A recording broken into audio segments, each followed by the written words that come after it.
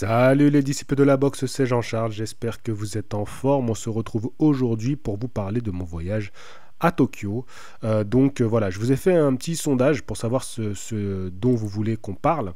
Et donc vous avez voté pour le projet Tokyo. Donc voilà, questions-réponses. Donc je vais répondre à vos questions à 55%. Et vous aviez le choix avec Benoît Saint-Denis, les leçons de sa défaite. Alors, dans un premier temps, il y a quelqu'un qui m'a demandé je préfère qu'on parle de boxe anglaise. Alors je lui ai répondu que dans les deux sujets, je parlerai de boxe anglaise. Mon projet Tokyo, c'est un projet pour réaliser un reportage sur la boxe anglaise. Et les leçons de la défaite de Benoît Saint-Denis, c'est pour parler des sports de combat en général. Et bien sûr, moi, principalement, c'est lié à la boxe anglaise, mais on parle d'un combattant, un combattant qui connaît la défaite. Donc on ne parle pas de MMA, on parle un combattant face à la défaite. Donc on peut très bien s'approprier ces leçons-là pour un combattant de boxe anglaise ou un combattant de MMA. Maintenant, il y a eu, sous un autre sondage que j'avais fait il y a 2 semaines, où je demandais si les gens voulaient que je parle de la courtoisie au Japon ou de comment j'ai perdu du poids au Japon. Donc la grande majeure partie voulait que je parle des deux. Et dans ces questions-là, pareil, j'ai eu des questions... une question qui me demande l'économie de la boxe japonaise et comment ils sont devenus un pays mondial de la boxe.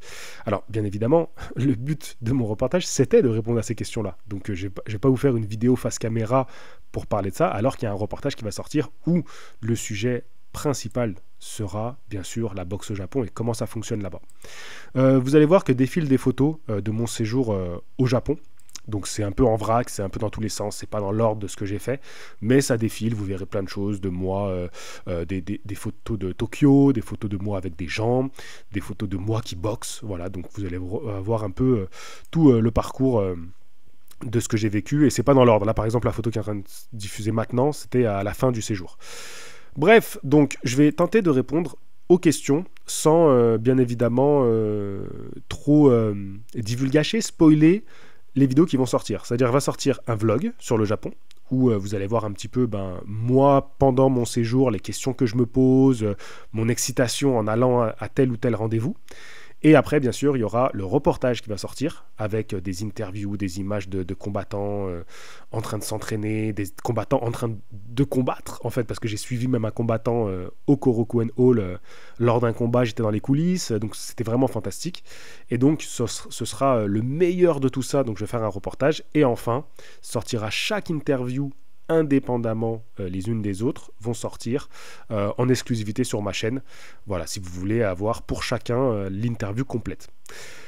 Donc, maintenant, je vais répondre aux questions. Alors, question de Robin, t'as kiffé ou bien? Donc Robin qui m'a accompagné. Robin que je remercierai jamais assez, hein. Donc voilà, il est comédien et grâce à lui, j'ai pu avoir vraiment une fluidité dans les échanges, déjà des contacts, une fluidité dans les échanges. Il a fait un travail exceptionnel pour interpréter toutes mes questions et interpréter les réponses et pour me les donner, pour que moi je puisse après rebondir sur ça. Donc c'était vraiment fantastique. Merci Robin et à charge de revanche, j'espère qu'on pourra faire encore du contenu ensemble. Jérém, est-ce que les boxeurs japonais vont à l'étranger pour voir d'autres styles de boxe, manière de s'entraîner, ou y a-t-il des entraîneurs étrangers au Japon? Alors, je vais répondre par la fin. Il y a des entraîneurs étrangers au Japon, oui. Par exemple, dans la salle où on était, et la photo que je vous ai postée notamment, on voit un entraîneur philippin. Donc, l'Asie est quand même une terre de combattants, donc tu as les Philippines, tu as la Thaïlande, tu as même la Chine, hein, voilà, qui fait des médailles aux Jeux Olympiques, la Corée, donc tu peux avoir des échanges entre eux. Plus loin que ça, c'est assez rare, même s'il y a des échanges, notamment avec le Mexique, et j'en viens au fait de savoir si un boxeur est allé à l'étranger. Justement, j'ai une interview d'un combattant qui est allé boxer au Mexique. C'est assez fou parce qu'il voulait juste faire un combat amateur et il s'est retrouvé à faire un combat pro et il s'est retrouvé à vivre 10 ans au Mexique.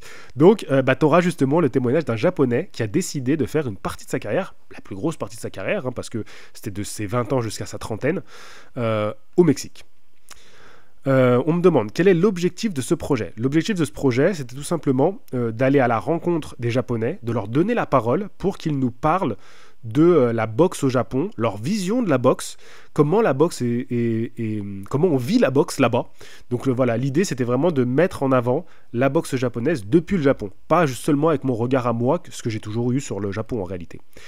Jérémy qui demande: Salut Jean-Charles, quelles sont les plus grandes différences que tu as découvertes dans les salles japonaises comparées à toutes celles que tu as connues en France, Cuba et États-Unis?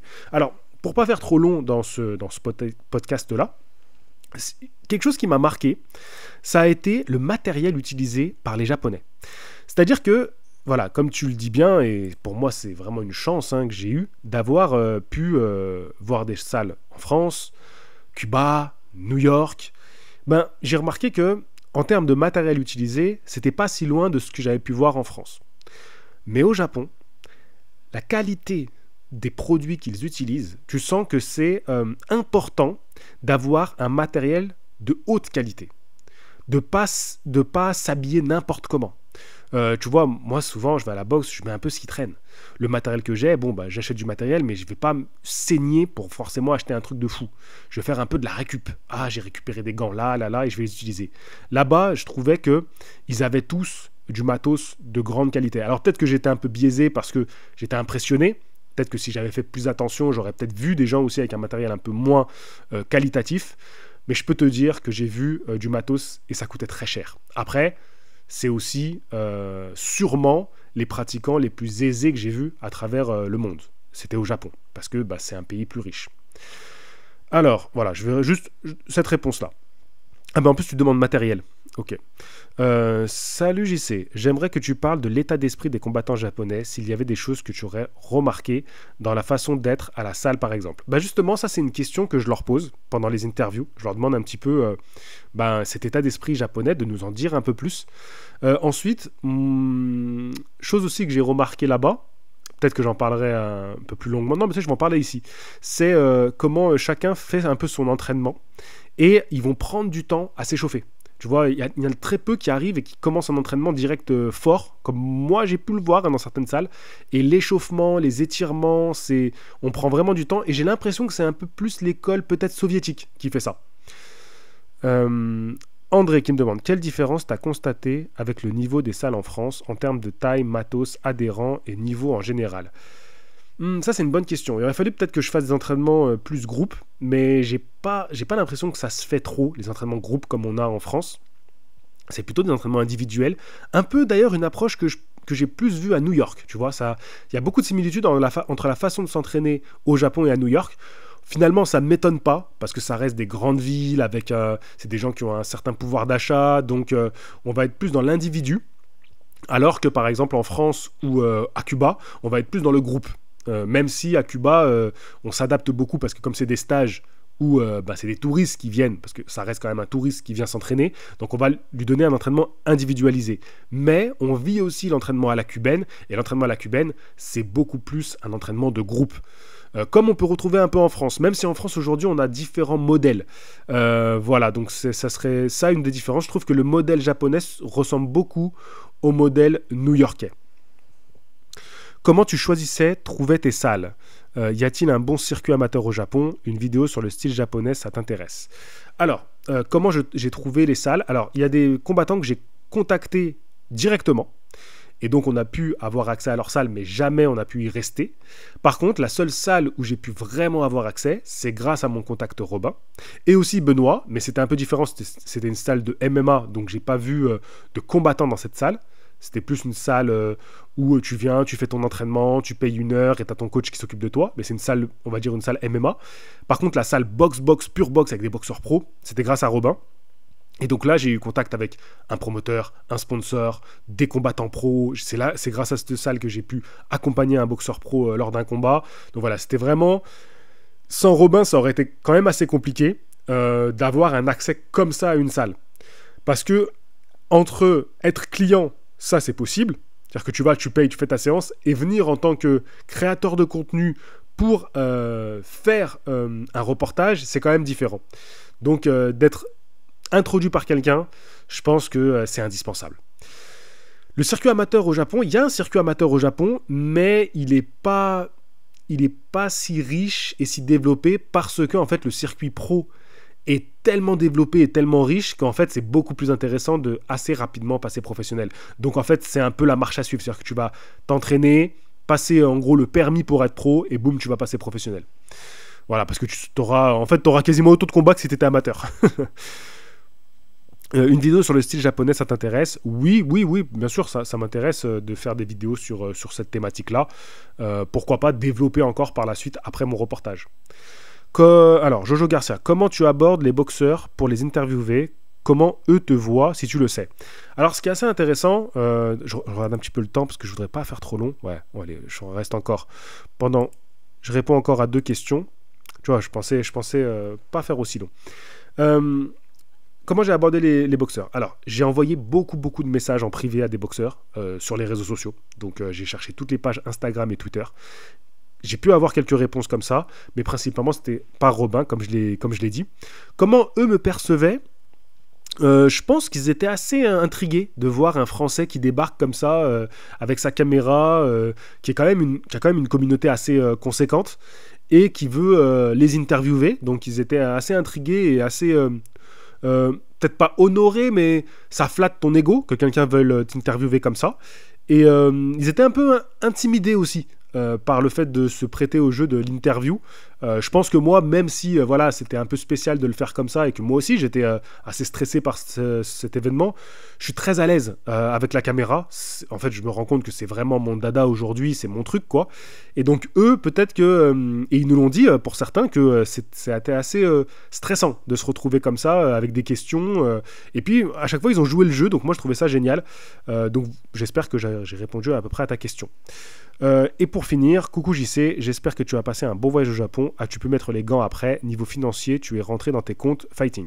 Alors, niveau financier, franchement, grâce à la cagnotte, j'étais tranquille. Tu vois, j'étais tranquille. J'étais aussi très économe. Hein. Je peux te dire que la plupart du temps, j'ai fait un repas par jour. Je me suis payé un repas par jour. J'ai eu aussi la chance qu'il y a plusieurs fois, on m'a invité, que ce soit des gars de la salle ou quoi ça, ils m'ont invité pour... je pense que c'était une façon aussi de me remercier. Puis c'est un peu la coutume là-bas. Au niveau des transports, en fait, je prenais les transports que pour aller à mes interviews. Donc, en fait, finalement, je dépensais pas grand-chose parce que j'ai pas du tout fait de tourisme ou quoi que ce soit. Et si jamais je voulais un peu visiter, j'y allais à pied. Donc, et puis même parfois, par exemple, quand j'allais au Korakuen Hall, c'était à peu près à 1h15, j'y allais à pied et je rentrais à pied. Donc, j'ai été très économe. Et donc grâce à la cagnotte, j'ai pu rentrer dans mes frais. Maintenant, il me reste un peu sur la cagnotte. J'ai laissé la cagnotte ouverte parce que ça va permettre de payer maintenant le travail qui reste à faire. Et ça, je vous avoue que je suis un peu en flip parce que là, c'est la partie la plus compliquée du travail et je suis assez esselé dans ce travail-là. Parce que quand j'étais au Japon, j'y suis, tu vois, je suis un peu dans l'aventure. C'est la partie la plus fun, entre guillemets, même si elle est très fatigante, mais c'est la plus fun parce que t'es hyper stimulé. Tu peux pas être fatigué quand t'es au Japon, c'est pas possible. T'y es, c'est maintenant, il faut tout donner, tu vois. Tu seras fatigué après. J'ai eu la retombée maintenant, là, tu vois. Maintenant, c'est la 3e semaine après. Et là, il reste tout le travail de montage et de traduction à faire. Et là, j'avoue que c'est un petit peu la partie la plus angoissante, tu vois. Parce que je me dis, waouh, tu vois, en fait, je pense à la charge de travail et je me dis, il faut que j'y arrive à sortir cette interview, enfin, ce documentaire en décembre, absolument. Donc voilà, c'est pour ça que j'appelle encore aux personnes qui, si jamais vous êtes passé par là, que vous n'avez pas encore participé et que vous aimeriez m'aider, c'est le moment de le faire. N'hésitez pas, voilà, à aller sur la cagnotte et de faire un petit don.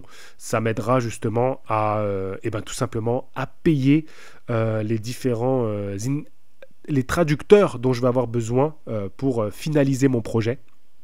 J'arrive, je vois le bout là, donc c'est génial, je vois le bout. Sur ce, je vous remercie, je vous dis à la prochaine, fighting, ciao tout le monde.